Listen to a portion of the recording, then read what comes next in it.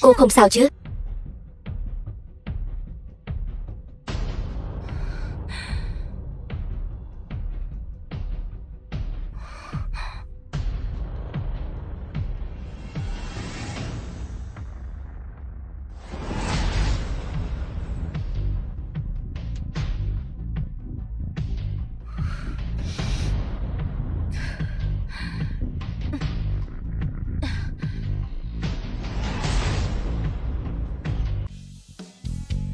An tỷ, làm gì? Cà phê đá. Tống Thập Nhất, người gan lắm, người cứ đợi đấy. Nghe nói chưa? Thực tập sinh mới tới, đối đầu với An tỷ. Ai mà không biết An tỷ và giám đốc mập mờ với nhau. Cậu nói xem thực tập sinh này không phải tự chuốc lấy khổ sao? Ai nói không phải chứ? Không biết cô gái nhỏ này có bị mất việc không nữa. Tôi thấy Tống Thập Nhất này cũng không phải dạng vừa đâu. Sao vậy? Cậu không thấy Tống Thập Nhất với Tống tổng của chúng ta cùng họ, đều họ Tống. Tống. Cậu không nói, tôi còn chưa phát hiện ra. Có thể là thiên kim tiểu thư xuống dưới trải nghiệm cuộc sống. Cứ xem ai có quan hệ cứng hơn thôi. Giám đốc với Tống tổng. Vậy An tỷ không phải tiêu chắc rồi sao? Toang rồi. Tôi chắc không phải đụng phải người không nên đụng chứ. Trần Huyền này chỉ nói Tống Thập Nhất đắc tội cô ta, chứ có bảo tôi đắc tội tiểu thư nhà họ Tống đâu. Xảy ra chuyện gì vậy? Cô là tổ trưởng mới, cô nói tôi nghe trước đi. Giám đốc, anh xem tôi bị ướt hết cả rồi. Con nhỏ đáng ghét này dám tạt nước tôi. Anh phải làm chủ cho tôi. Cô đi thay đồ trước đi, tôi sẽ cho cô một lời giải thích. Quan hệ của hai người này quả nhiên không đơn giản. Chắc là không thể êm đẹp rồi. Giám đốc Lý. Tống Thập Nhất, cô mới đến đã gây ra nhiều chuyện như vậy. Cô là bất mãn với công ty này hay sao? Tôi không bất mãn với công ty. Mong giám đốc hãy xét xử công bằng. Chuyện này thật sự là quá tệ. Công ty chúng ta luôn có yêu cầu nghiêm ngặt về tố chất nhân viên. Cô ta làm rồi thì đến phòng nhân sự nhận lương và rời khỏi đây đi. Giám đốc, ông chỉ nghe một phía đã sa thải tôi, như vậy có phải quá đáng lắm không? Muốn ở lại công ty cũng không phải là không thể. Dù sao thì những cô gái trẻ đẹp luôn khiến người ta xót xa.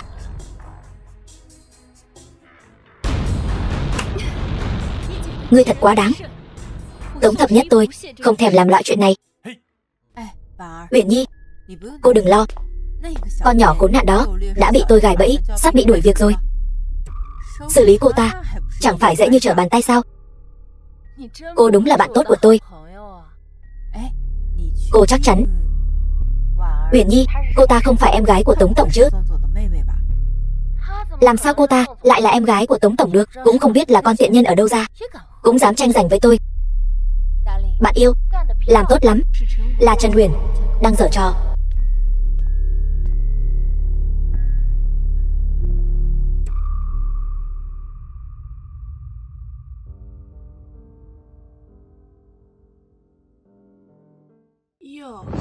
Đây chẳng phải thực tập sinh gan dạ của chúng ta sao? Cô đây là sắp thăng chức sao? Hay là chuẩn bị cuốn gói ra đi rồi? Cô rảnh rỗi quan tâm tôi thăng chức hay không? Sao không lo nghĩ xem tại sao mình luôn không làm được đề án, còn phải năn nỉ một thực tập sinh là tôi đây.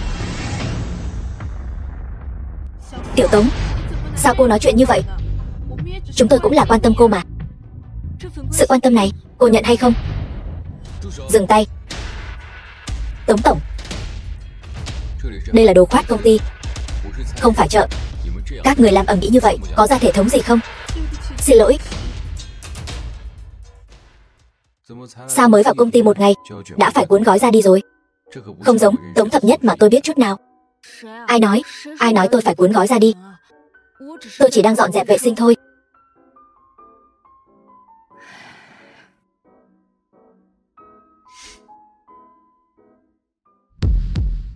Bảo bối, em chấp làm gì với một đứa thực tập? Người ta thấy ngứa mắt cô ta thôi mà. Tống Thập Nhất có quan hệ gì với Tống tổng vậy? Hoảng cái gì? Cô ta chỉ là thực tập sinh, làm sao có quan hệ gì với Tống tổng được? Người cùng họ nhiều vô kể, Người ta đây chẳng phải đang lo lắng cho anh sao? Anh đây đã cho cô ta lĩnh lương rồi nghỉ việc rồi. Bảo bối, em định báo đáp anh thế nào đây? Chỗ cũ. Vậy vẫn là chỗ cũ. Giám đốc, vừa rồi Tống Tổng có đến, dặn dò để Tống Thập Nhất ở lại. Biết rồi, cô cứ đi làm việc đi. Chẳng lẽ cô ta thật sự có quan hệ với Tổng Tài?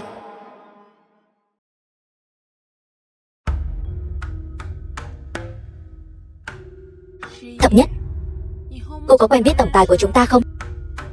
Là nhân viên công ty. Còn ai mà không quen biết Tổng Tài chứ? Tôi đã nói rồi mà, một nhân vật nhỏ bé làm sao có thể quen biết Tổng Tài chúng ta được.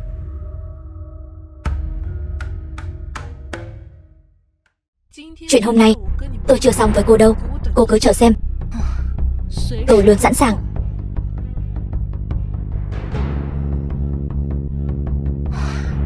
Công ty này toàn là loại người gì không biết. Thật là hỗn tạp. Lâm Tiêu, cậu đi gọi Tống Thập Nhất đến đây cho tôi. Ông chủ quả nhiên vẫn không yên tâm về cô ta.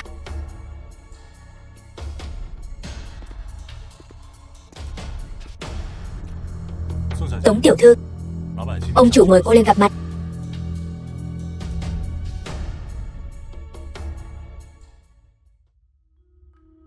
Tôi đã nói rồi, người ta có khả năng là thiên kim tiểu thư xuống tầng lớp cơ sở rèn luyện mà. Lần này An tỷ và giám đốc đúng là đá phải tấm sắt rồi. Ai nói không phải chứ?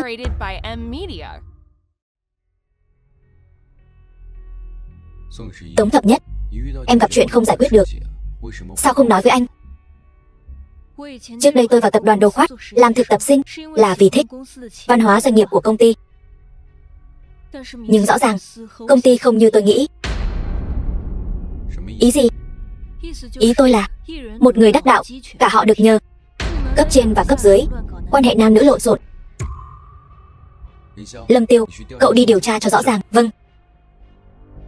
Cho dù cấp trên không phân biệt đúng sai, cô là người mới, chịu chút ấm ức liền hắt cà phê vào người khác, có phải hơi quá đáng rồi không? Là tôi nhất thời nóng giận.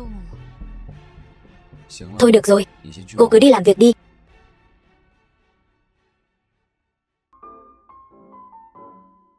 Xin lỗi, tôi đến muộn.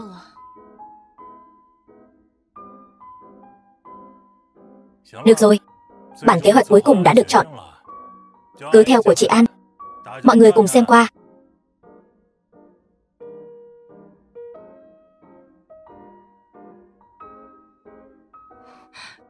Cái này sao có thể là phương án của chị An?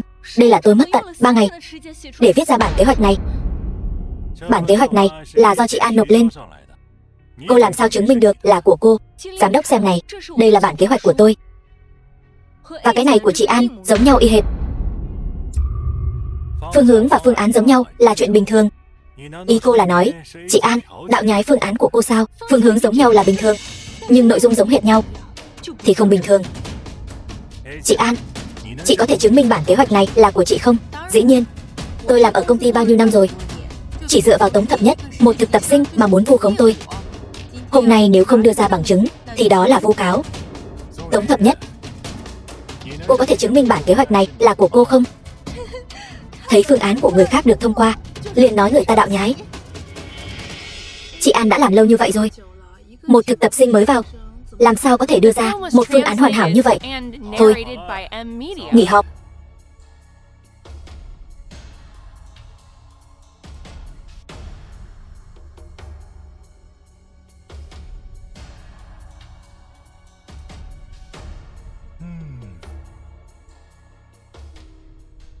Tôi biết bài viết này cô chép của Tống Thập Nhất. Sao anh biết? Trình độ tiếng Anh của cô tôi rõ. Tống Thập Nhất tốt nghiệp đại học danh tiếng, tuy thực tập nửa năm nhưng rất thạo việc. Viết được bài này cũng không lạ. Vẫn là anh yêu thương em nhất.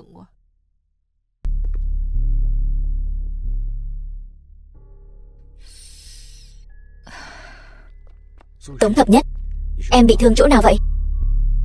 Chân đau. Lại đây.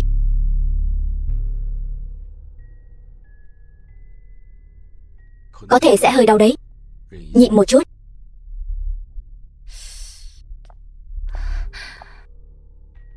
Thập Nhất, lần sau ở công ty cẩn thận một chút, đừng để bị thương nữa.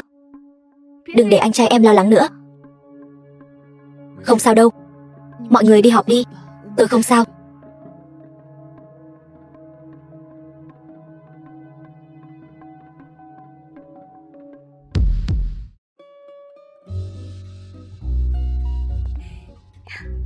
Ta làm sớm vậy. Hôm nay là sinh nhật tôi mà. Tống đại tổng tài. Không bận đến mức cả chuyện này cũng quên chứ. Sao dám chứ. Lâm Tiêu, lấy quả ra. Vâng.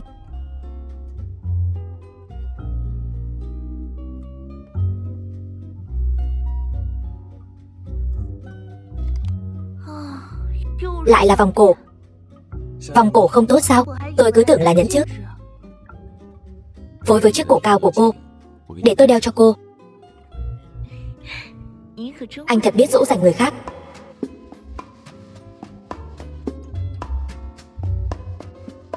Thôi được rồi. Coi như anh giỏi ăn nói. Tôi đã đặt nhà hàng rồi. Hôm nay tôi sẽ đi ăn với cô. Vậy tôi đi trước nhé. Tạm biệt. Sếp, anh đối với Khương tiểu thư là...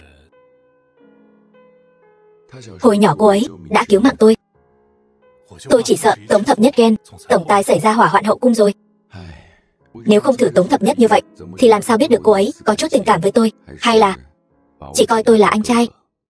Sếp, liều thuốc này của anh có phải là hơi quá mạnh rồi không? Tống Thập Nhất, cái đầu gỗ đó không dùng chút biện pháp mạnh thì làm sao có tác dụng chứ. Nhưng mà cô ấy vẫn luôn nghĩ là em gái ruột của anh. Cho dù có thích anh cũng không dám thể hiện ra. Chắc chắn là trong lòng cũng chịu đựng sự giày vò về luân lý. Tôi đúng là đầu gỗ. Gần đây Khương Di về nước. Sao ta lại quên mất chuyện này nhỉ?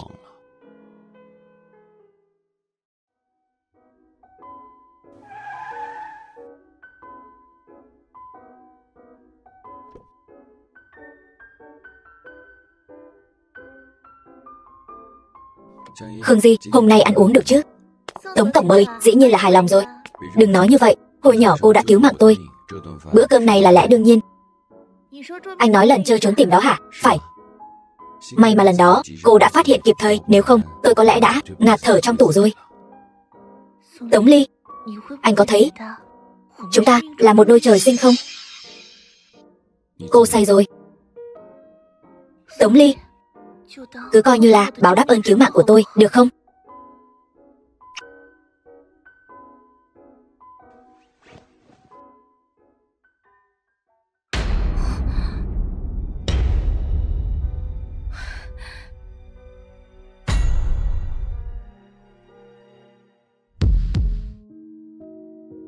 Vương quản gia, cô ấy say rồi, đưa cô ấy về phòng. Vương quản gia, cô ấy đâu? Thập Nhất,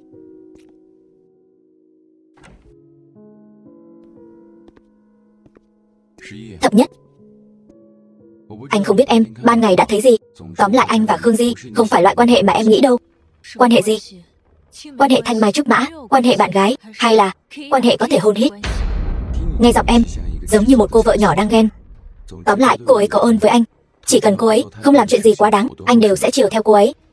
Anh giải thích chuyện này làm gì? Tôi chỉ là một tiểu thư Tống gia, không chính thức mà thôi. Dù anh có với Trần Uyển hay là với Khương Di, tôi đều sẽ gọi là chị dâu. Cô ta không thể nào trở thành Tống phu nhân. Cũng đúng, Tống thiếu gia nhà chúng ta còn chưa lưu luyến đủ chốn hoa lệ, sao có thể an phận được. Em đừng chọc anh giận. Nếu không thì sao? Nếu anh còn như lần trước cưỡng hôn tôi sẽ nhảy xuống từ đây. Tóm lại, môi của Khương Di hơn em gấp trăm lần. Em như vậy, tự dưng tận cửa tôi cũng chẳng hứng thú. Được rồi, người như tôi muốn đi ngủ rồi, mời anh ra ngoài.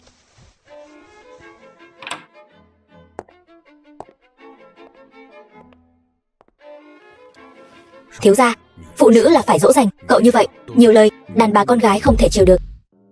Thập Nhất, vụ bắt cóc lần trước, ông vẫn còn sợ lắm. Đó là một tai nạn. Ta không cho phép bất kỳ tai nạn nào xảy ra với cháu gái bảo bối của ta. Ông xem, cháu không sao cả. Bây giờ vẫn khỏe mạnh đây thôi. Bị đám bắt cóc đó giày vò đến chỉ còn da bọc xương, vẫn còn khỏe mạnh sao? Đó chỉ là sự việc ngẫu nhiên. Đi đường mỗi ngày cũng có người gặp tai nạn xe cộ. Xui. Ta muốn cháu gái bảo bối của ta trường thọ 100 tuổi. Ông nội đây đã sắp xếp cho con một vệ sĩ riêng. Thế kỷ 21 rồi. Ra ngoài sẽ bị người ta cười cho. Nói là vệ sĩ, thật ra là ông muốn giới thiệu hai đứa cho nhau. Nó là cháu trai của bạn chiến đấu của ông. Trông rất đẹp trai. Chuyện này, đi, chúng ta đi ăn cơm, giới thiệu hai đứa với nhau. Ông nội, Thập Nhất còn nhỏ mà, ông đã vội vàng như vậy muốn gả đi rồi. Thập Nhất nhà chúng ta phải sớm tìm người tốt. Quá muộn, đều bị người ta chọn hết rồi. Ông nội, hai người nói chuyện trước đi, con đi vệ sinh một lát. Con bé còn ngại ngùng nữa chứ.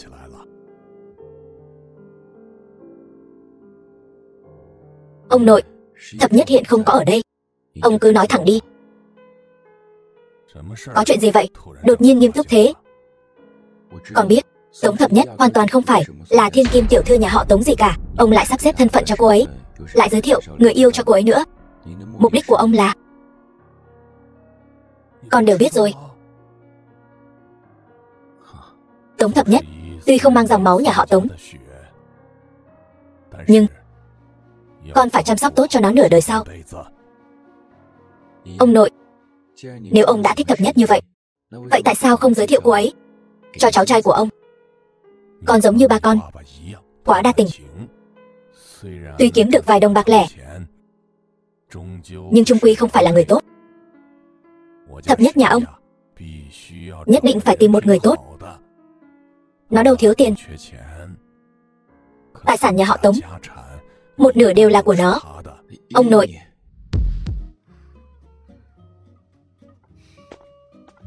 ông nội, ông không phải nói sắp xếp cho con một vệ sĩ sao? Chúng ta đi ăn thôi.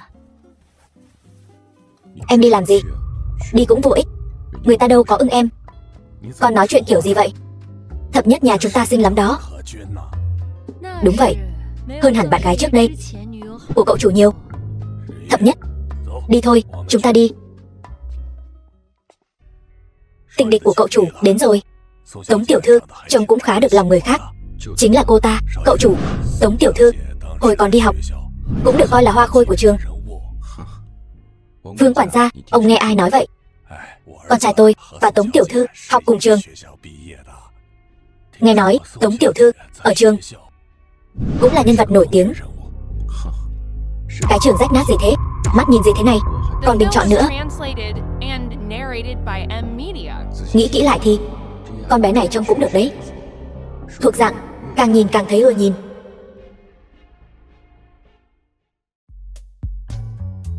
Thập Nhất, để ta giới thiệu với con. Đây là Trần Hạo, cháu trai của bạn Tống Tổ Lâm. Trần Hạo, cháu nội của bạn chiến đấu của ta. Trần Hạo, chào cậu. Đừng câu nệ. Nào, ngồi. Thập Nhất, cái tên này giống với nữ chính của phim yêu chàng trai mắt một mí quá. Thập Nhất nhà ta là mắt hai mí. Cái tên này là do ta đặt, chủ yếu là để dễ nhớ. Nếu ta không phải cháu gái của ông, thì ông chắc chắn có mối liên hệ mật thiết với cha ta. Nếu không, ông sẽ không đối xử tốt với ta như vậy. Ông ơi, ông xem, Thập Nhất ngại ngùng rồi kìa. Hai người ở đây sao? Về sớm thế? Sao nói chuyện cứ mỉa mai thế? Lo cho em gái bị trai khác cướp mất sớm quá chứ gì. Tôi không phải em gái anh ta. Anh xem cô ta kìa. Em có nói gì đâu. Thái độ gì vậy? Khương Di, em về nghỉ ngơi trước đi.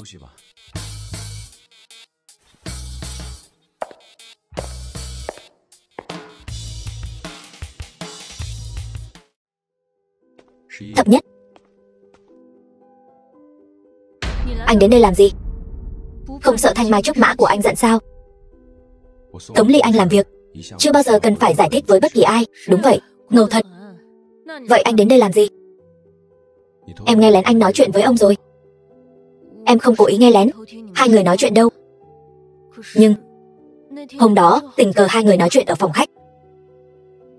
Anh không cố ý giấu em. Anh chỉ muốn tìm một thời điểm thích hợp. Thôi bỏ đi, em đã quen rồi. Cho dù chúng ta có quan hệ huyết thống, em cũng chỉ là một người em gái, nhiều năm không liên lạc mà thôi. Tống Thập Nhất, em không thể nói chuyện tử tế được sao?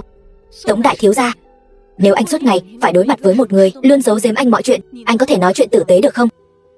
Anh sợ em biết sự thật rồi sẽ rời khỏi Tống gia. Hạn 1 tháng đã hết.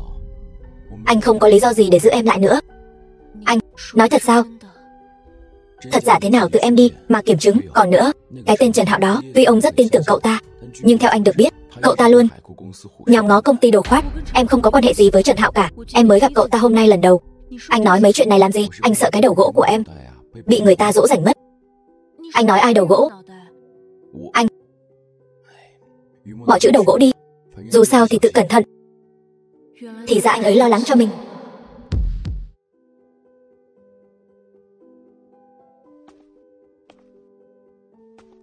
Muộn thế này sao chưa ngủ? Uống với em vài ly đi. Em say rồi, uống ít thôi. Đời người vốn dĩ đa tình. Chuyện này không liên quan. Gió và trăng. Khương Di, còn có câu ép dầu ép mỡ ai nỡ ép duyên. Chúng ta cùng nhau lớn lên từ nhỏ. Chúng ta có rất nhiều kỷ niệm chung. Anh và Tống Thập Nhất mới quen nhau được bao lâu? Khương Di, anh luôn xem em như ân nhân cứu mạng và người chị gái lớn tuổi. Ân nhân cứu mạng. Chị gái, anh biết em muốn làm người phụ nữ của anh không? Khương Di, không thể cho cô tình cảm nam nữ. Tại sao Trần Uyển có thể mà em lại không thể? Khương Di, tôi không muốn mối quan hệ giữa chúng ta trở nên phức tạp. Uống với em hết ly rượu này, được không?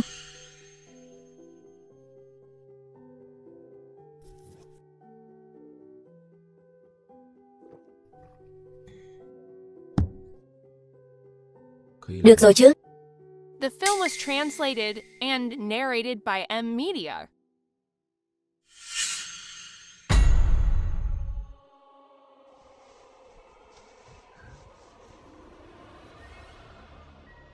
Tống Ly, em sẽ không để anh rời khỏi em. Thập Nhất, dũng cảm thành thật với nội tâm không hề hèn mọn.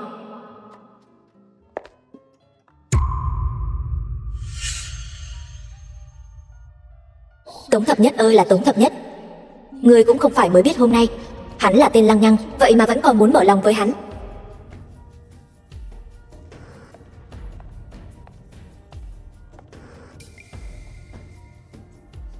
Ta xem ngươi lấy gì mà tranh với ta.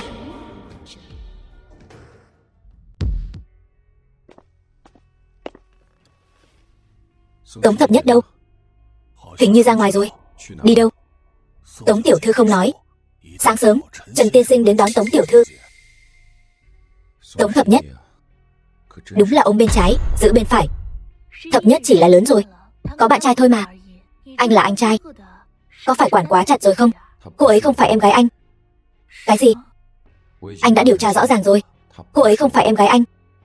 Vậy tại sao cô ấy vẫn còn sống ở Tống gia? Cô ấy sẽ là Tống phu nhân tương lai. Sớm đã nhìn ra ánh mắt hai người không đơn giản rồi. Thì ra hai người thật sự không phải anh em. Vương quản gia, sau này không cho phép xe của Trần Hạo vào sân nhà chúng ta. Vâng.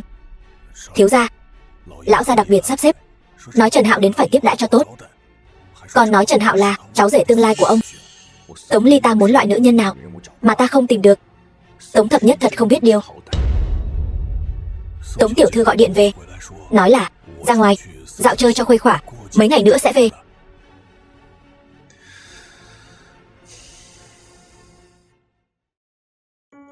Mau tra rõ cho ta vị trí của Tống Thập Nhất. Vương thiếu gia, Tống tiểu thư và Trần tiên sinh đang dùng bữa ở một quán mì.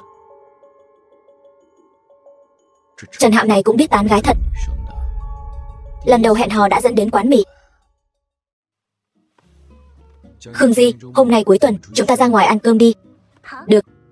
Vậy 10 phút nữa chúng ta xuất phát. Thập nhất, đừng nhìn vẻ ngoài của nó, không được bắt mắt lắm, nhưng hương vị tuyệt đỉnh. Thật sao?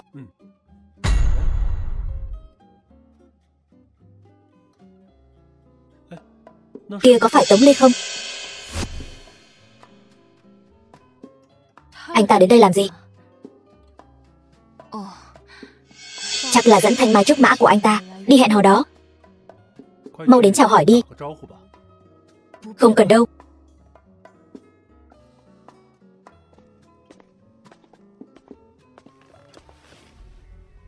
Trùng hợp ghê, lại gặp nhau ở đây.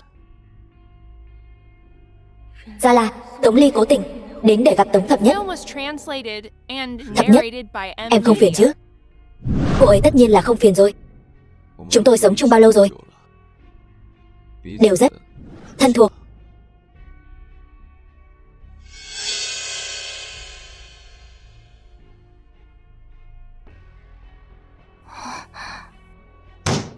Tống Thập Nhất, em có ngốc không vậy? Hay là không có tay, em không biết nam nữ thụ thụ bất thân sao? Tống Ly, anh lúc nào cũng đối xử với Thập Nhất như vậy sao?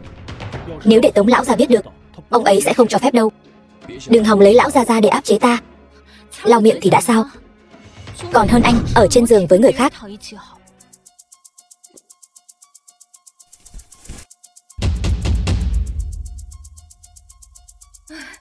Các người buông ra.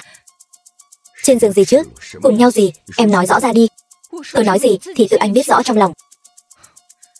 Anh làm gì được tôi? Sao lại kích động với tôi như vậy? Được rồi, hôm nay mọi người ra ngoài ăn cơm đều vui vẻ cả. Đừng để người ta chê cười.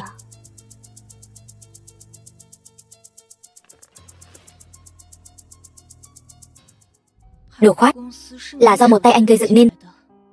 Xin lỗi, nếu không phải vì em, anh sẽ không. Không gì quan trọng bằng em. Chỉ là công ty rơi vào tay kẻ như Trần Hạo, thật khiến người ta lo lắng. Hôm đó, xin lỗi. Xin lỗi cái gì?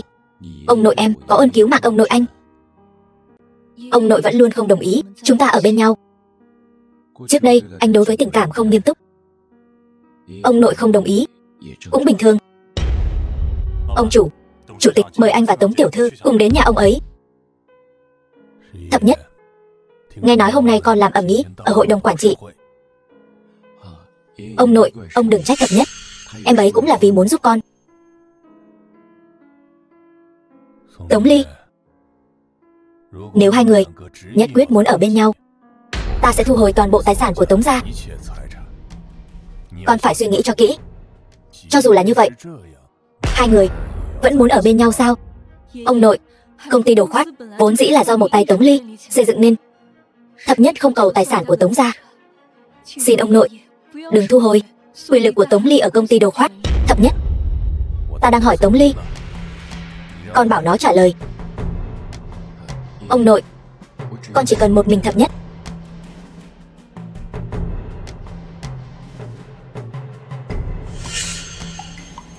Tốt lắm. Dù vậy, con cũng không vì công ty đồ khoát mà khuất phục. Hai đứa. Thôi được rồi, ta cũng không phải là người cổ hủ. Ông nội, vậy là ông đồng ý rồi. Hai đứa thật lòng yêu nhau, ta sao có thể không đồng ý? Ông nội, con yêu ông lắm. Hai đứa, một đứa là cháu gái của chiến hữu ta, một đứa là cháu ruột của ta. Hai đứa đến với nhau, ta cũng rất vui mừng. Chỉ là Trần Hạo, có lẽ chuyện tình cảm không thể miễn cưỡng được. Ông nội, ông cứ tin tưởng nhân phẩm của Trần Hạo như vậy sao? Nhân phẩm của Trần Hạo giống ông nội nó. Năm đó, ông nội của Thập Nhất và ông nội của Trần Hạo cùng nhau vào sinh ra tử. Nhân phẩm của nó ta rất rõ.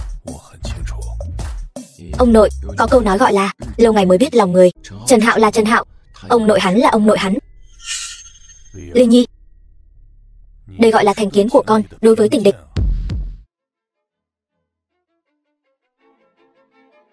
Ông chủ, chuyện không hay rồi. Chuyện gì mà kinh hãi như vậy? Lúc chiều nhận được báo cáo, Trần Hạo đã bán công thức rượu của công ty cho đối thủ cạnh tranh. Tên Trần Hạo này quả nhiên là lòng lang dạ sói. Bây giờ tin tức này đã lan truyền khắp thành phố A. Cổ phiếu công ty rớt xuống đáy, sắp phải đối mặt với vấn đề tài chính rồi. Thế này đi, cậu lập tức triệu tập họp báo. Vâng. Phải làm sao đây, Tống Ly? Em cảm thấy chính là vì em, Trần Hạo mới làm như vậy. Không trách em được. Trần gia vốn dĩ đã muốn độc chiếm thị trường. Vậy ông nội thì sao? Ông nội vẫn luôn cho rằng Trần Hạo là người tốt.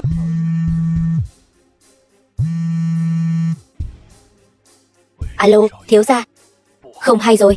Lão gia thấy tin tức, thấy công ty do công thức bị tiết lộ, cổ phiếu rớt giá. Bỗng dưng, ông bị tái phát bệnh tim và đã phải vào phòng hồi sức tích cực rồi. Cái gì? Ông nội phải vào phòng hồi sức tích cực rồi. Cái gì? Ông nội, đều là tại em. Đừng nói vậy, chúng ta hãy đến bệnh viện thăm ông trước đã. Ông nội. Bác sĩ, ông tôi thế nào rồi? Bệnh nhân có tiền sử bệnh tim do cơn tức giận bộc phát. May mà được đưa đến kịp thời. Hiện tại đã không còn nguy hiểm nữa. May quá ông đã qua cơn nguy kịch rồi. Về phía công ty, Thập Nhất, em đừng lo, anh tự có cách. Tống tổng, xin anh hãy giải thích về việc công thức của công ty bị rò rỉ gần đây dẫn đến giá cổ phiếu giảm. Đúng rồi, Tống tổng, nghe nói gần đây tập đoàn Đồ Khoát đang gặp vấn đề về tài chính. Xin hỏi có đúng không? Việc công thức bị rò rỉ vốn chỉ là tin đồn thất thiệt. Công thức của Đồ Khoát luôn được bảo mật tuyệt đối. Cái gọi là rò rỉ chẳng qua chỉ là hàng giả hàng nhái trên thị trường mà thôi. Nhưng vì chuyện này đã ảnh hưởng nghiêm trọng đến giá cổ phiếu của Đồ Khoát, xin hỏi Tống tổng sẽ ứng phó thế nào? Chuyện bịa đặt rồi sẽ tự lắng xuống. Những sản phẩm giả mạo đó, nếu công thức thực sự bị lộ, sẽ có rất nhiều người bán. Vậy nên không cần phải ứng phó gì đặc biệt. Đây là sản phẩm mới của Đồ Khoát. Mời các bạn phóng viên đến dùng thử miễn phí. Được.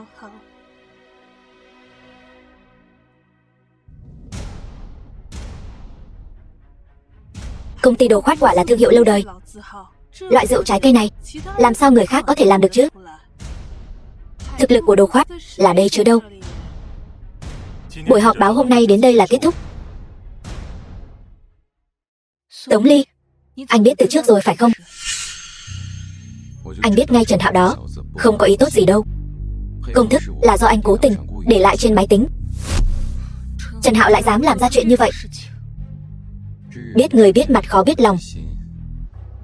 Trần lão gia tuy quan hệ với ông chúng ta khá tốt, nhưng Trần Hạo anh luôn cảm thấy không phải người tốt. Được rồi, em biết rồi. Dù mọi chuyện vẫn trong tầm kiểm soát của anh, nhưng vì chuyện này mà ông phải nhập viện. Anh đừng tự trách nữa. Dù sao cũng không có gì nguy hiểm. Nói đi, lần này tìm tôi lại có chuyện gì? Vì chuyện này tôi không còn cách nào gượng dậy được nữa, nên tôi chỉ có thể liều thôi. Anh có gượng dậy được hay không thì liên quan gì đến tôi? Chúng ta có thể hợp tác mà.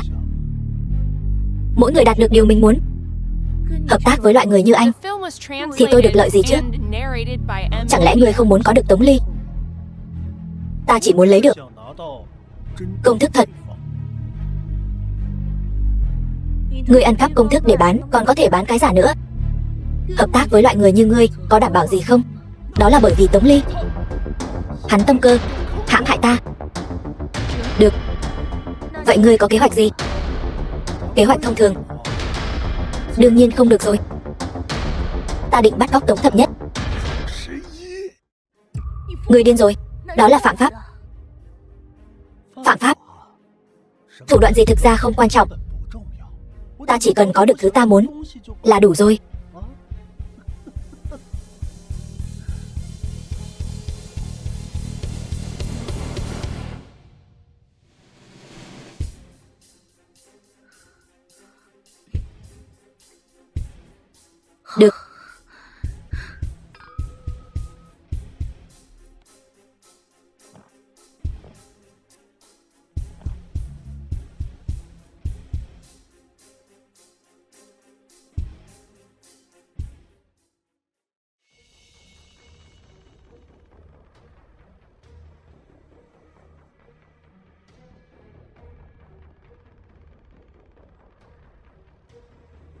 Đại ca,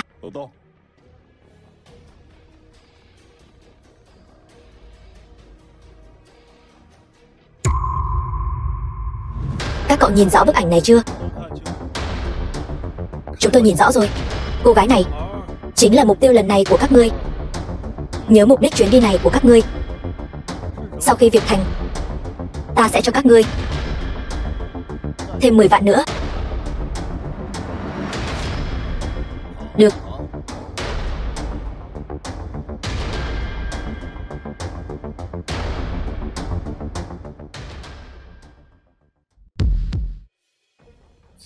Sao vẫn chưa nghe máy?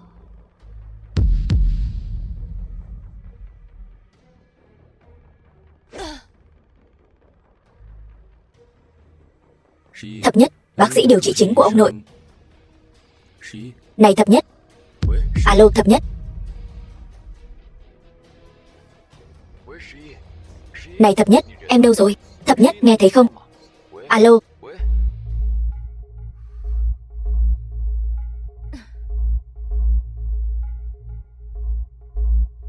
Các ngươi là ai? Có ai không? Bất kể các ngươi là ai, chỉ cần thả ta ra bây giờ, ta bảo đảm sẽ không báo cảnh sát. Rốt cuộc là ai? Các người rốt cuộc là ai? Có ai không? Thả ta ra. Mọi thứ đều nằm trong tầm kiểm soát của ta. Tiếp theo sẽ bắt đầu khiến Tống Ly đau đầu rồi. Khiến Tống Ly thân bại danh liệt, không bao giờ ngóc đầu lên được nữa. Dựa theo mức độ quan trọng của Tống Thập Nhất đối với Tống Ly, công thức của công ty này quả thực dễ như trở bàn tay.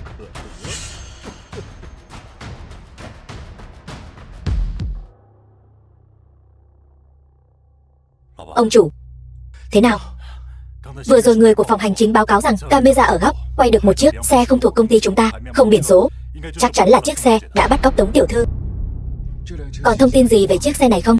Hiện tại chưa tra được bất kỳ thông tin nào về chiếc xe này. Bọn chúng thật quá xảo quyệt. Trên đường đã tránh được phần lớn camera, những bức ảnh ít ỏi còn sót lại cũng mờ ảo tối tăm, thật sự không có cách nào tra được. Tăng cường nhân lực, tiếp tục truy lùng. Đã hiểu.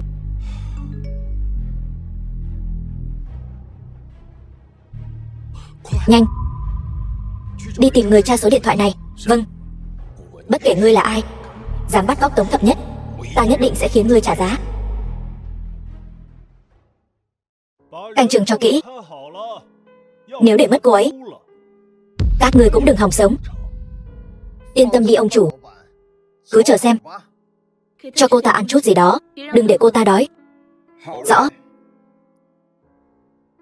Tống Thập Nhất, xem ra Tống Ly vẫn thích quyền thế của hắn hơn. Thế nào, công thức đã tới tay chưa? Tống Ly này rất thận trọng, xem ra phải dùng một số thủ đoạn. Ta không tin hắn vẫn còn dửng dưng được. Vậy ngươi muốn làm thế nào? Quay phim lại, nhổ răng Tống Thập Nhất gửi cho hắn. Ta muốn xem thử hắn còn ngồi yên được không. Chờ thêm chút nữa đi. Tống Thập Nhất là điểm yếu của hắn, hắn nhất định sẽ thỏa hiệp. Được. Vậy nghe ngươi, nếu hắn dám trì hoãn thời gian, nhất định phải cho hắn trả giá. Yên tâm đi, chỉ cần Tống Thập Nhất trong tay chúng ta, sẽ không mất nhiều thời gian. Đợi ta lấy được công thức, ta sẽ liên lạc với Trần Lão của hội đồng quản trị, còn cả phóng viên Nhật báo. Vạch trần hắn vì tư lợi cá nhân, bán đứng bí mật cốt lõi của công ty. Đến lúc đó, với uy tín của Trần Lão, tất nhiên sẽ lật đổ hắn. Không ngờ Trần Lão lại là nội ứng của ngươi. Dã tâm của ngươi cũng lớn đấy. Ta muốn làm còn nhiều hơn thế này. Tống Ly, ta muốn cho hắn hoàn toàn trở thành một phế nhân. Chỉ là không yêu bản thân mình thôi, tội không đáng mất mạng. Tống tổng, đội trưởng cảnh sát hình sự, đội trưởng Bạch, chúng tôi hiện đang tiến hành điều tra theo các manh mối. Bạn của tôi hiện tại đang tiến hành điều tra chiếc xe không biển số. Cũng mong Tống Tổng ổn định cảm xúc của bọn bắt cóc, ngăn chặn chúng làm hại con tin. Đội trưởng Bạch có yêu cầu gì cứ việc nói, tôi nhất định sẽ cố gắng phối hợp. Được, xin yên tâm. Tôi hiện tại đã phái người đi điều tra tung tích của Tống tiểu thư rồi. Đội trưởng Bạch, xin hãy giải cứu con tin. Tiền không thành vấn đề. Xin hãy tin tưởng vào trình độ chuyên môn của chúng tôi. Tống Tổng, có tin quan trọng. Chặn được một email ẩn danh, là một dãy số điện thoại, hình như có liên quan đến vụ án của Tống tiểu thư. Gọi qua đó.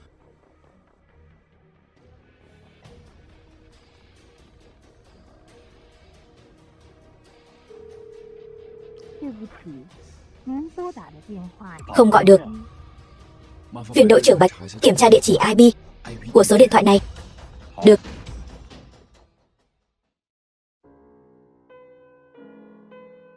Khương Di ơi là Khương Di, chẳng lẽ ngươi thật sự muốn thấy Tống Ly và Tống Thập Nhất rơi vào cảnh này sao?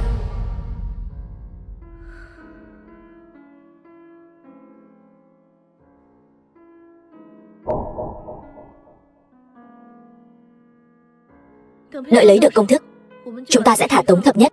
Thả? Ta vất vả lắm mới bắt được cô ta về, tại sao ta phải thả cô ta? Chúng ta cũng phải đảm bảo sự an toàn của Tống Thập Nhất, dù sao người sống mới có giá trị. Ngươi làm gì vậy? Khương Di, chúng ta bây giờ là châu chấu trên cùng một sợi dây. Tốt nhất ngươi vào thời khắc quan trọng đừng làm hỏng việc. Sẽ không đâu. Mục đích của ta vẫn chưa đạt được.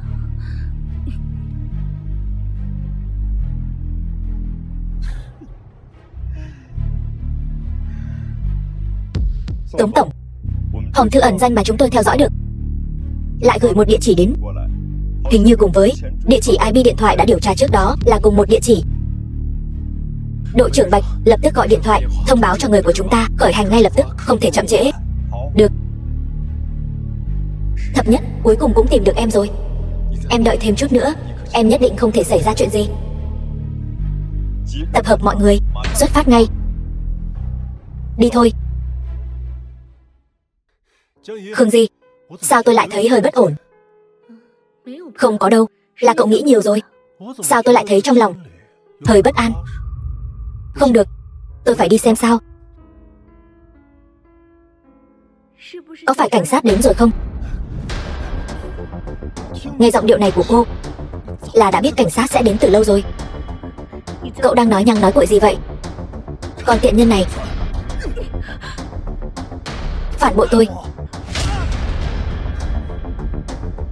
The film was translated and narrated by M Media.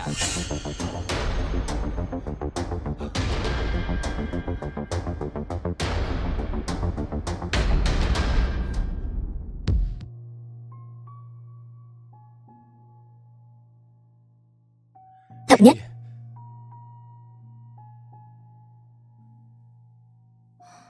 em đây là được cứu rồi. Thập Nhất, em được cứu rồi. Kẻ bắt cóc em rốt cuộc là ai? Là Trần Hạo, là hắn ta chó cùng rất dậu bắt cóc em. Cũng may mà em không sao. Vậy còn Khương Di rốt cuộc là sao? Cô ta cũng tham gia vào vụ bắt cóc, nhưng manh mối là do cô ta cung cấp. Cô ấy cũng là bị Trần Hạo ép buộc thôi. Tôi đây là ở bệnh viện. Giờ cô đã tỉnh rồi, hãy nói ra tất cả những gì cô biết. Thập Nhất, thật sự xin lỗi cô. Thập Nhất, tôi nhất thời bị ma xui quỷ khiến mới làm ra những chuyện này. Chuyện xin lỗi để sau hãy nói. Kể lại mọi chuyện cho tôi nghe. Trần Hạo tìm tôi hợp tác. Tôi nghĩ muốn cho anh một bài học, nhưng tôi không ngờ hắn ta lại độc ác như vậy. Tôi thật sự không muốn làm hại anh và Thập Nhất. Tôi đã cố gắng hết sức để cứu vãn rồi. Khương Di, bắt cóc là phạm pháp, cô biết không? Ngoài xin lỗi ra, tôi không biết phải nói gì. Đúng rồi, mục đích của Trần Hạo là công ty đồ khoát. Tất cả những gì cô biết hãy nói ra hết. Hắn ta tìm tôi, nói hắn ta muốn lấy cắp công thức thật. Hắn ta trước đó lấy được cái giả. Hắn ta muốn trả thù anh. Tôi biết mục đích của hắn ta, vì vậy tôi mới muốn hợp tác với hắn. Tôi thật sự không muốn làm hại anh và Thập Nhất.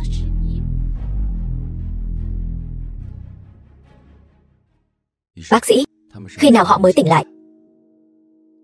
Tống tiên sinh đừng lo. Tống tiểu thư chỉ là tạm thời ngất đi. Khương tiểu thư chỉ bị thương ở lá lách và dạ dày, cả hai đều không nguy hiểm đến tính mạng.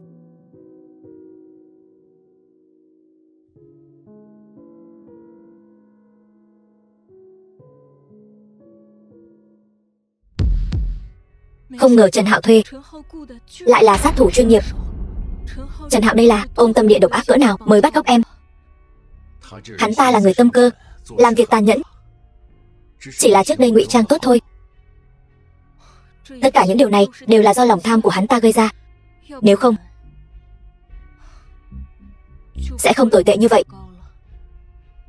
Từ xưa đến nay, đều là lòng người không biết đủ, như rắn nuốt voi. Lần này hắn ta bị kết án 13 năm cũng là tội đáng phạt.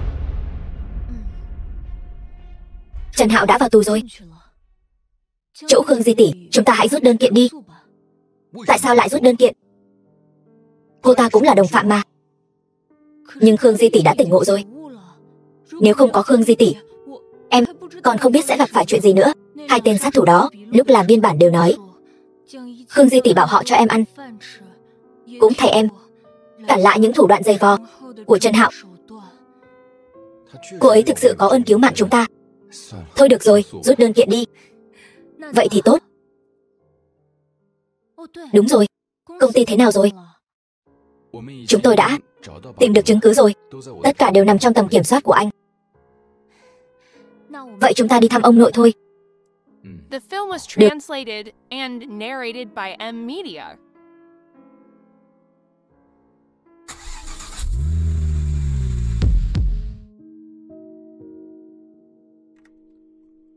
Có chuyện gì vậy Vương quản gia? Khương tiểu thư đứng ngoài cửa hơn 1 tiếng đồng hồ rồi. Kệ cô ta thích đứng thì cứ để cô ta đứng.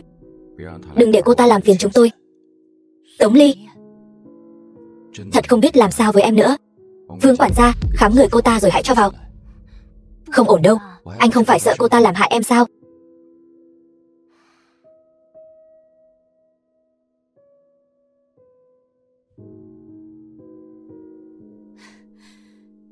Cảm ơn hai người không chấp nhận chuyện cũ mà rút đơn kiện. Thập Nhất, Tống Ly, xin lỗi. Tôi biết dù có xin lỗi thế nào cũng không thể bù đắp những tổn thương đã gây ra cho hai người. Tôi cũng không mong hai người tha thứ. Nhưng tốt nhất cô đừng xuất hiện trước mặt chúng tôi nữa. Hôm nay tôi đến là muốn nói với hai người chuyện này. Tuần sau tôi sẽ về Mỹ. Sau này cũng sẽ định cư ở đó. Sẽ không xuất hiện trước mặt hai người nữa. Thật sự muốn đi sao? Thật ra, sau khi về nước, tôi sống không hề vui vẻ. Đánh mất bản thân vì người khác, còn vì suy nghĩ xấu xa của mình mà suýt nữa làm hại hai người. Tôi đã buông bỏ rồi. Tôi biết tình yêu không thể miễn cưỡng.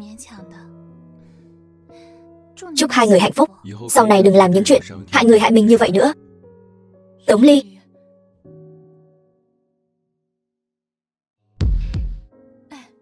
Này Tống Ly. Tống Ly, mau tỉnh lại. Anh xem, em mặc váy nào đẹp hơn? Em mặc cái nào cũng đẹp. Tống Ly, anh mở mắt ra đi. Cái màu đen này đi. Em ăn mặc đẹp thế này là muốn hẹn hò với anh sao? Chúng ta có thể chiều nay đi. Khương Di sáng nay có chuyến bay, em phải đi tiễn cô ấy. Lần trước hai người ra ngoài đã nói chuyện gì vậy? Sao tự nhiên lại thân thiết thế? Bí mật của chị em không nói cho anh biết. Không đi. Vậy chiều nay cũng không muốn hẹn hò nữa sao? Không đi sao được. Dù sao đã có người lên tiếng rồi. Khương Di, cảm ơn cô cuối cùng đã cứu tôi. Đừng nói vậy. Ngược lại là tôi phải cảm ơn hai người đã chịu tha thứ cho tôi, còn chịu đến tiễn tôi. Cô có ơn cứu mạng Tống Ly, chúng ta sẽ không quên. Thập Nhất, thật sự xin lỗi. Chúc hai người hạnh phúc. Hay là để chúng tôi đưa cô ra sân bay? Không cần, tôi đã gọi xe rồi. Vậy thì chúc cô thượng lộ bình an.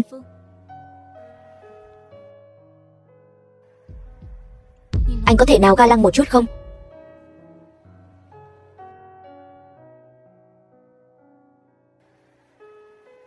Về Mỹ sống cho tốt, thượng lộ bình an.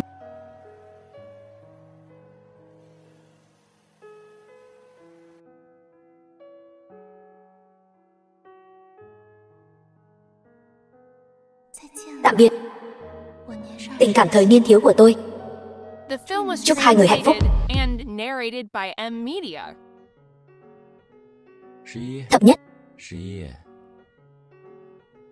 Sao vậy? Anh sao vậy? Thập nhất. Trước đây, anh chưa bao giờ cảm thấy hạnh phúc như vậy. Vậy ở bên Trần Uyển không hạnh phúc sao? Đó đều là chuyện trước đây rồi. Anh cũng không biết sau này có thể gặp được người mình thích như vậy. Đùa anh thôi. Vậy hôm nay chúng ta đi công viên giải trí nhé. Công viên giải trí toàn là trò chơi trên cao. Em sợ độ cao. Hóa ra em sợ độ cao sao? Vậy thì anh lái xe đưa em đi dạo. Hôm nay anh làm sao vậy? Sao hôm nay lại muốn ra ngoài? Anh nghĩ quen nhau lâu như vậy rồi mà vẫn chưa đưa em đi chơi đàng hoàng. Vậy ăn sáng xong rồi đi. Được. Thập nhất. Sau này em định sinh mấy đứa con? Vương quản gia vẫn còn ở đây đó. Anh có biết ngượng không vậy?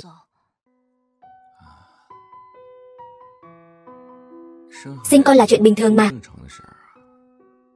Em mới 22 tuổi, không muốn sinh con. Nhưng anh không còn trẻ nữa. Năm nay anh bao nhiêu tuổi rồi? Tiểu thư, thiếu gia nhà chúng tôi năm nay 27 tuổi rồi.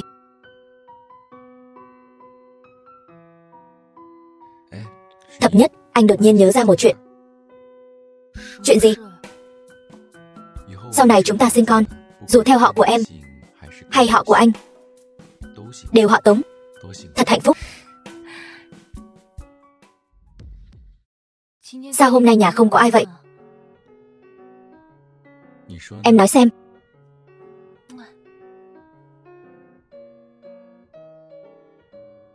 Thập nhất, em có thích bữa sáng anh làm cho em không? Thích. Chỉ cần là anh làm em đều thích. Cũng chính vì anh thích em. Sao anh lại trở nên trẻ con thế này? Từ khi quen em, bây giờ anh thật sự càng ngày càng biết nói lời đường mật. Sao trước đây em không phát hiện ra nhỉ? Còn phải xem là với ai nữa.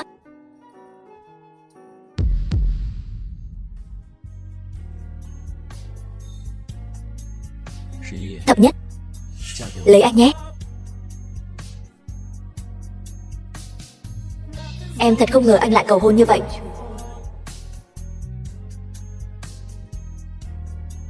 Em đồng ý.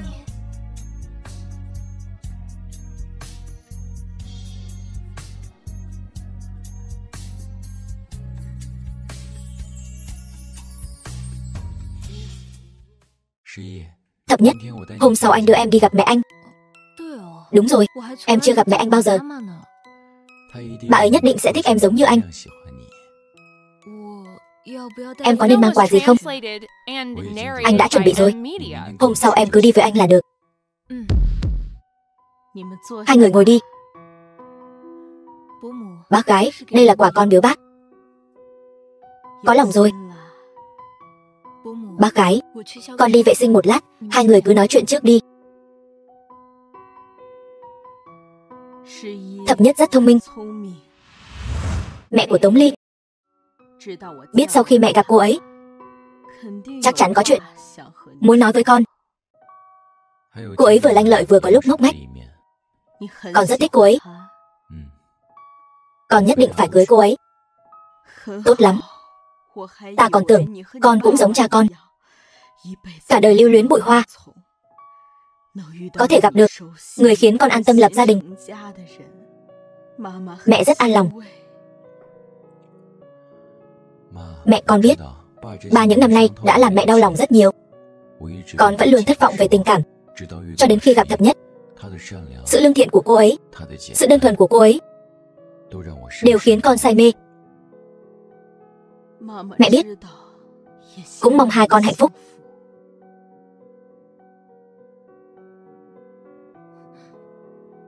Tống Ly, anh nói gì mà khiến bá mẫu đau lòng thế này? Không có gì.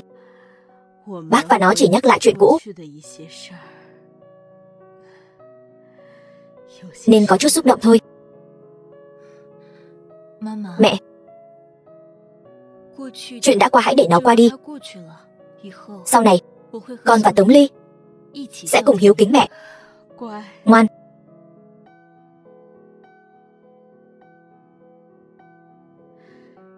Thập nhất, đây là bảo vật gia truyền, để dành cho vợ tương lai của Tống Ly. Con hãy giữ lấy. Con trai ta vừa nói rồi, nó không cưới ai khác ngoài con.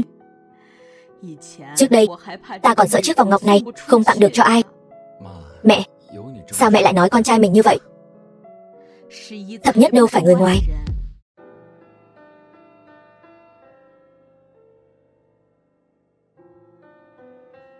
Thập nhất, sao em lại đến đây? Em ít khi đến thư phòng tìm anh. Tống Ly, em biết, anh và cha anh không hợp nhau. Chúng ta có nên... Ông ta chỉ là cha trên danh nghĩa của anh thôi. Tống Ly, em từ nhỏ đã lớn lên ở cô nhi viện. Em vẫn luôn muốn tìm cha ruột của mình. Anh biết, nhưng mà em biết, anh vẫn luôn chuyện ông ta cho em uống thuốc ngủ mà canh cánh trong lòng. Em đều biết rồi. Ông ta sợ em sẽ đe dọa đến lợi ích của anh. Nhưng ông ta cũng vì thương anh nên mới làm vậy dù là sai cách. Nếu hôm đó em xảy ra chuyện gì, cả đời này anh sẽ không tha thứ cho ông ta. Tống Ly, em biết, nhưng chuyện cũng đã qua rồi. Em không muốn anh vì chuyện của em mà có hiềm khích với ông ta. Ý em là muốn anh đi gặp ông ta. Em biết chuyện này rất khó với anh, nhưng cha anh cũng đã lớn tuổi rồi. Hơn nữa, lần trước ông nội phải vào phòng hồi sức tích cực, em mới hiểu được tầm quan trọng của gia đình. Anh biết rồi, để anh suy nghĩ. Tống Ly, đây cũng là ý của bá mẫu. Thập nhất em. Tống Ly, không bậc cha mẹ nào lại muốn con cái sống trong thù hận cả. Được rồi, anh biết rồi. Hôm sau sẽ đi cùng em. Em biết anh đưa ra quyết định này là đã rất khó khăn rồi. Yên tâm, sau này chuyện gì em cũng sẽ ở bên anh. Không ngờ hai con vẫn còn muốn gặp ta. Thúc thúc, ngồi xuống nói. Thúc nói gì vậy? Thúc là cha ruột của Tống Ly. Cha con nào có thụ qua đêm. Thập nhất, con thật sự không trách thúc sao? Thúc, chúng ta là người một nhà, có gì mà trách với không trách chứ? Tống Ly, nên tìm một người vợ như con vậy. Ba, sau này con chỉ có một yêu cầu. Con nói đi. Ba sau này đối xử tốt với mẹ con, đừng để bà ấy phải khóc nữa. Yên tâm đi con trai.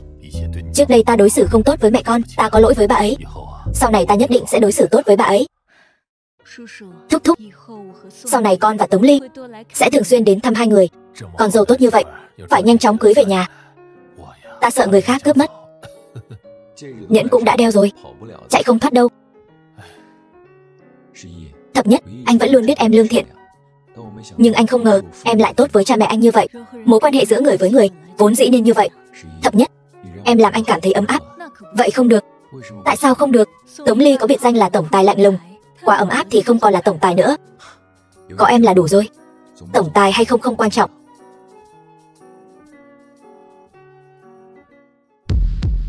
Thập nhất, hôm nay anh đưa em đi tảo mộ ông nội. Ông nội của em sao? Đúng vậy, ông nội của em. Tống Ly, anh đã đưa em đi gặp người nhà của anh rồi. Chúng ta nên đi gặp ông nội em. Cảm ơn anh, Tống Ly.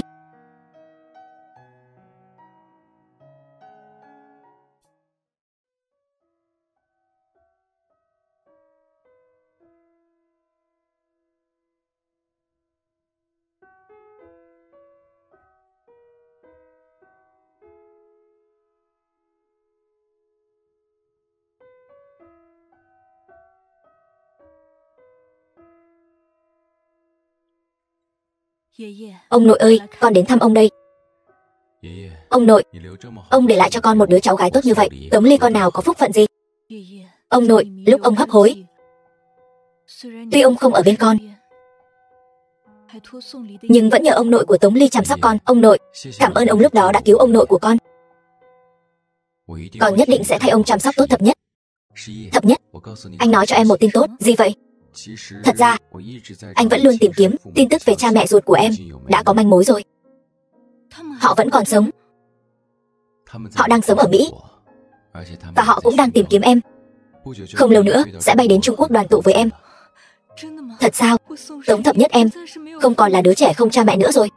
Tất nhiên là thật rồi. Trước đây anh không nói với em là vì sợ em thất vọng. Tống Ly, cảm ơn anh.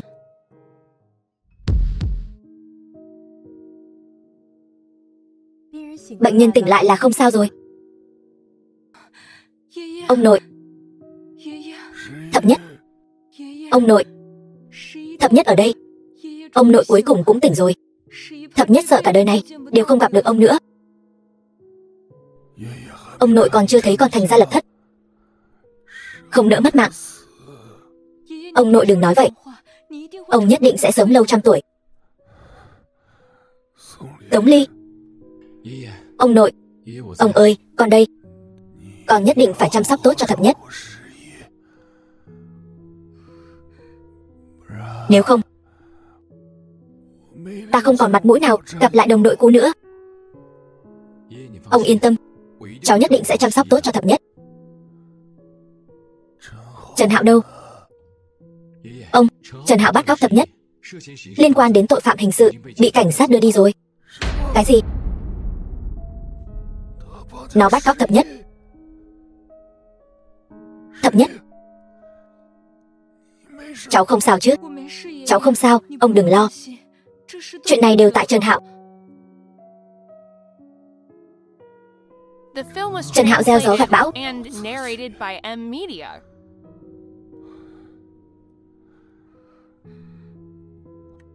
Ta cứ tưởng Trần Hạo là người tốt, muốn giới thiệu cho mọi người. May mà chưa kịp. Nếu mà kịp rồi, ta thành tội đồ mất. Không trách ông được. Ông ơi, mọi chuyện đã qua rồi. Báo cho ông một tin vui. Thập Nhất đã đồng ý lời cầu hôn của cháu rồi. Sau này cháu sẽ chăm sóc cô ấy thật tốt. Sẽ không ai bắt nạt cô ấy nữa. Hai đứa tốt là được rồi.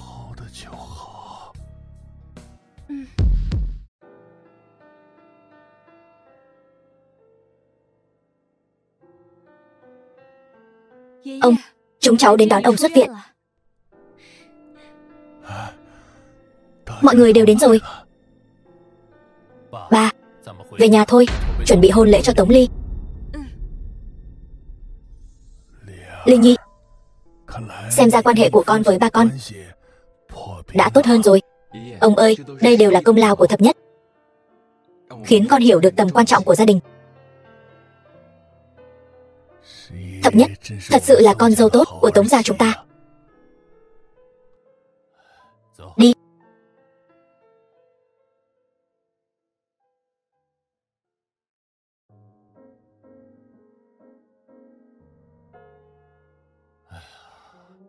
Ba, lần này thật là hú vía. Đúng là trong cái rủi có cái may. Ông xuất viện là tin vui rồi. Con cũng có một tin vui muốn báo cho mọi người. Tin vui gì vậy? Chẳng lẽ Thập Nhất có thai rồi?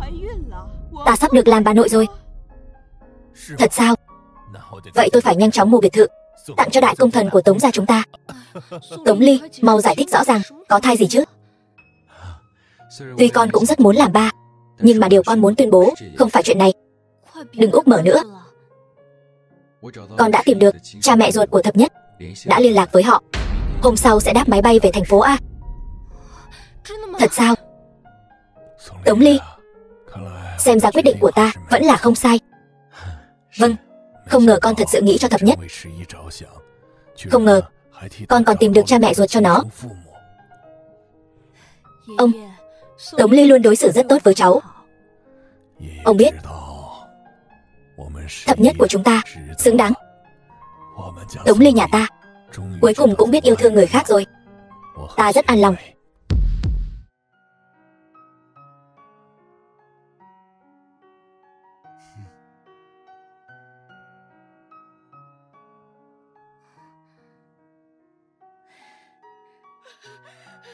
Thập nhất,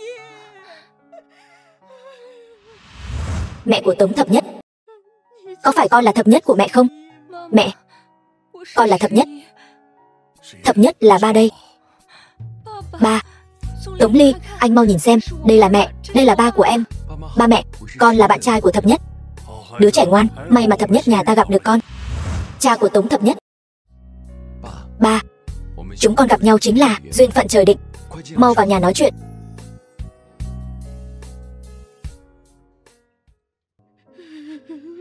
Mẹ rất có lỗi với con. Năm đó mẹ dẫn con ra phố, không may làm lạc mất con. Mẹ, không trách mẹ. Từ nhỏ con đã được viện trưởng cô nhi viện nhận nuôi, cũng không phải chịu khổ gì. Mẹ xem, giờ con chẳng phải đã lớn rồi sao? Bác gái, bác đừng tự trách nữa. Sau này đã có con bảo vệ thập nhất rồi, hơn nữa chúng còn sắp kết hôn rồi. Tống Ly phải không? Trông cũng tuấn tú đấy. Thập nhất cũng là đứa trẻ ngoan. Đúng vậy. Được làm thông gia với nhà con thật là tốt quá. Không ngờ đời này còn có thể gặp lại con gái mình. Thập nhất, những năm qua con chịu khổ nhiều rồi. Ba Tống, tuy Thập nhất từ nhỏ lớn lên ở cô nhi viện, nhưng tốt nghiệp trường đại học tốt nhất thành phố A. Thập nhất của ba giỏi quá. Chú gì đã đến rồi thì con đưa hai người đi gặp ông nội con nhé.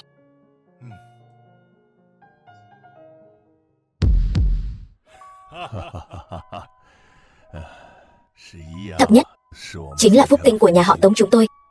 Hơn nữa ông của cô ấy đã có ơn cứu mạng tôi. Giao thập nhất cho hai người, chúng tôi rất yên tâm. Đúng rồi, ba mẹ, lần này hai người còn về Mỹ nữa không? Không về nữa. Mẹ muốn bù đắp lại những ngày tháng đã không được ở bên con. Ba mẹ Thập nhất, con đã mua tòa nhà bên cạnh rồi, để tiện cho hai người về thăm Thập nhất.